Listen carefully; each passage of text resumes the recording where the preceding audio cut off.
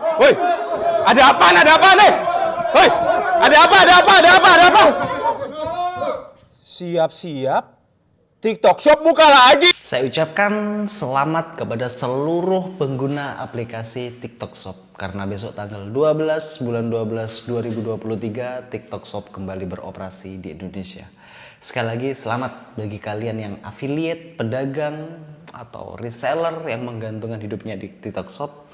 Besok kalian sudah mulai bisa beroperasi kembali, mencari cuan lagi dan bisa bernafas secara finansial lagi. Namun perlu diingat, ini tidak selamanya, ini tidak permanen, dan TikTok Shop adalah pedang bermata dua.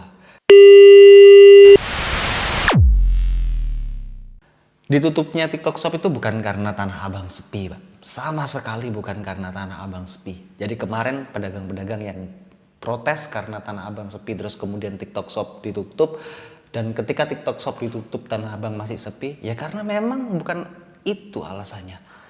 TikTok Shop ditutup oleh Indonesia ya karena hubungan dagang antara Indonesia dan Cina yang dimana terlalu menguntungkan Cina sehingga kita jebol. Salah satunya ya karena predator pricing, karena Project S, dan karena TikTok memonopoli semua hal.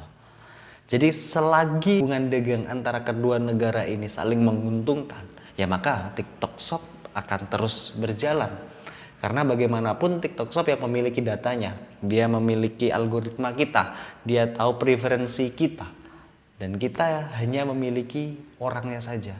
Memang banyak produk dalam negeri di sini, tapi bukannya lebih banyak produk luar negeri, Pak.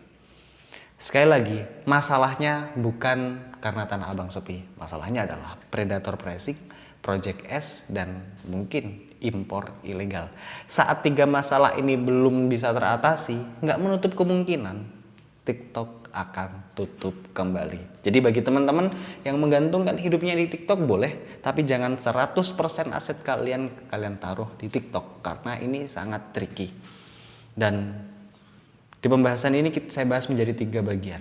Pertama adalah dari pihak TikTok, kedua dari pihak kita sebagai masyarakat, dan yang terakhir adalah dari pihak pemerintah. Kalau teman-teman ingin TikTok ini terus berjalan, 3 pihak ini harus berkolaborasi dan harus bersinergi.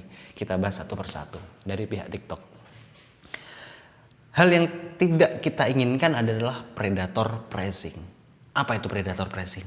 Predator pricing adalah gampangnya. Baju yang saya gunakan ini misalnya, harga produksinya di Indonesia 16.000. TikTok atau Cina menjual dengan harga 5.000. Apakah tujuannya untuk promosi? Tidak, Pak. Tujuannya adalah supaya saya, kompetitornya, menjual dengan harga yang sama. Ketika saya menjual harga yang sama, otomatis itu HPP aja nggak cukup gitu loh. Dan pasti saya akan gulung tikar. Ketika saya gulung tikar, maka lawan saya yang akan menguasai pasar tersebut. Dan kita kadang-kadang nggak peduli sebagai affiliate, sebagai pedagang, itu kita nggak peduli. Yang penting kita dapat cuan ngejual barang murah. Tanpa kita sadari sebetulnya kita sedang membunuh saudara kita sendiri. Yang kedua adalah Project S, di mana TikTok memiliki big datanya, memiliki preferensi kita, apa yang kita inginkan, apa yang kita mau. Dari data itu, TikTok atau Cina bisa ngebuat produk yang sama. Contoh lah dulu kayak Scarlett dan MS Glow. Bagaimana awal-awal penjualan mereka sangat-sangat tinggi sekali. Dan tiba-tiba ada Skintific, ada Orignot, penjualan mereka down. Harganya lebih murah, kualitasnya lebih bagus. Ini bukan semerta-merta kita menggunakan aplikasi di TikTok, tidak. Ini benar-benar adalah perdagangan terbuka, perang dagang ini, Pak. Dan untuk pemerintah harus intervensi. Kalau pemerintah tidak intervensi, ya selamanya kita akan seperti ini. Padahal kita memiliki pasar yang luas, memiliki daya beli yang cukup bagus, tapi tidak kita manfaatkan. Pertama, pemerintah tidak pernah intervensi, dan kedua, kita cuek, Pak. Kita bodoh amat, kita tidak peduli. Barang yang kita beli dari mana itu sebetulnya kita nggak peduli. Yang fokus kita adalah barang kita murah. Udah. Misalkan ada 2 kaos nih, yang satu dari tetangga kita, yang satu dari Cina.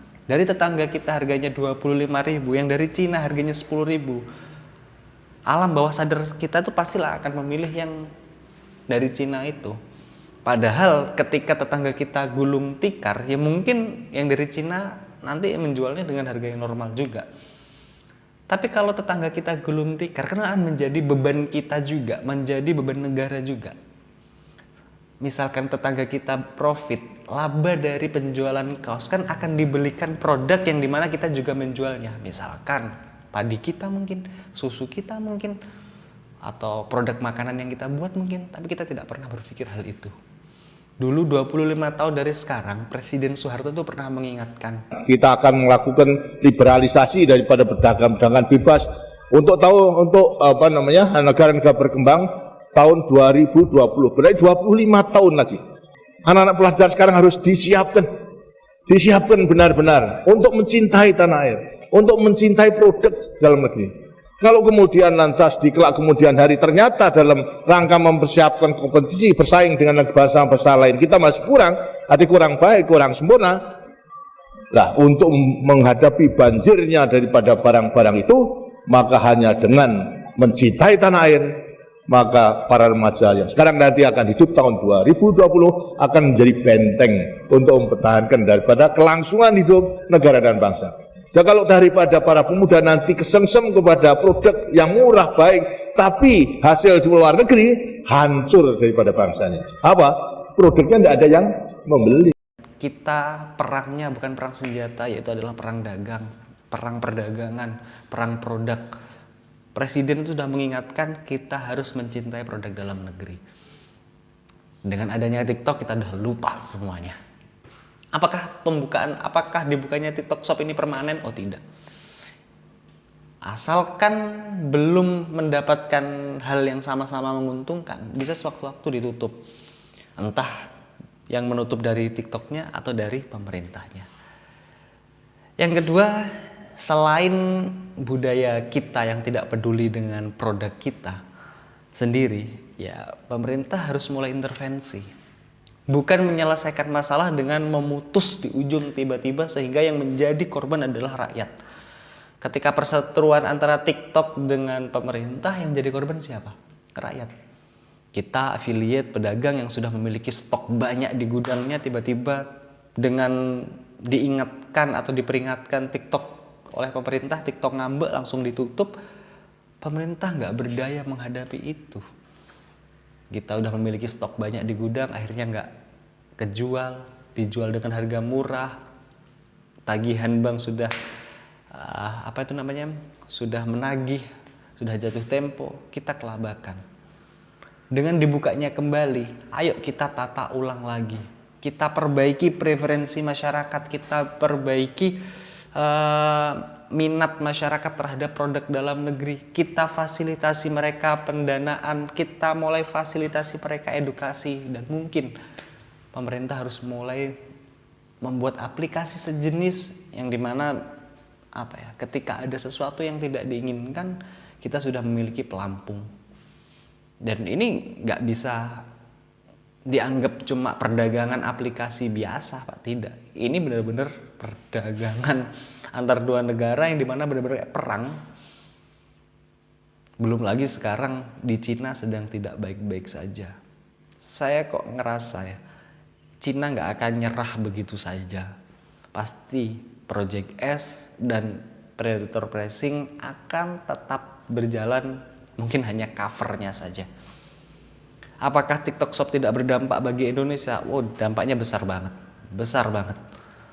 Untuk UMKM sangat luar biasa, seperti kayak Bocil, Sehot itu kayak UMKM menjual aci, cireng gitu, penjual makanan, kayak penjual jenang juga bisa penjualannya sangat-sangat tinggi.